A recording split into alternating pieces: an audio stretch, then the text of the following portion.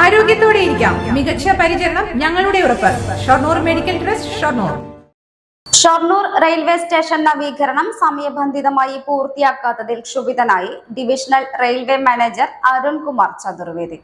രാവിലെ 11ഓടെയാണ് DRMഉം സംഘവും റെയിൽവേ സ്റ്റേഷനിലെത്തിയത്. സ്റ്റേഷന്റെ പ്രവേശന കവാടത്തിൽ യാത്രക്കാർക്കുണ്ടാകുന്ന ബുദ്ധിമുട്ടുകൾ ഉൾപ്പെടെ ചൂണ്ടിക്കാട്ടിയായിരുന്നു ഉദ്യോഗസ്ഥരോട് സംസാരിച്ചത്. അമൃത് പദ്ധതിയിൽ ഉൾപ്പെടുത്തി റെയിൽവേ സ്റ്റേഷൻ നവീകരിക്കുകയാണ്.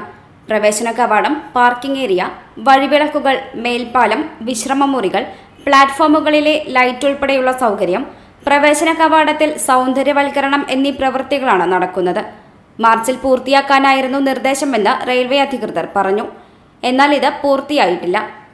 മിക്കവാറും ദിവസങ്ങളിൽ പ്രധാന തീവണ്ടികൾ എത്തുന്ന സമയത്ത് പ്രവേശന കവാടത്തിൽ വാഹനങ്ങളും മറ്റു യാത്രക്കാരും തമ്മിൽ തർക്കവും പ്രശ്നങ്ങളും ഉണ്ടാകാറുണ്ട്. ഇത് റെയിൽവേ അധികൃതരെ നേരിട്ട് അറിയിക്കുന്നതിനാലാണ് DRM പരിശോധനയ്ക്കെത്തിയതെന്ന് റെയിൽവേ ഉദ്യോഗസ്ഥർ പറഞ്ഞു.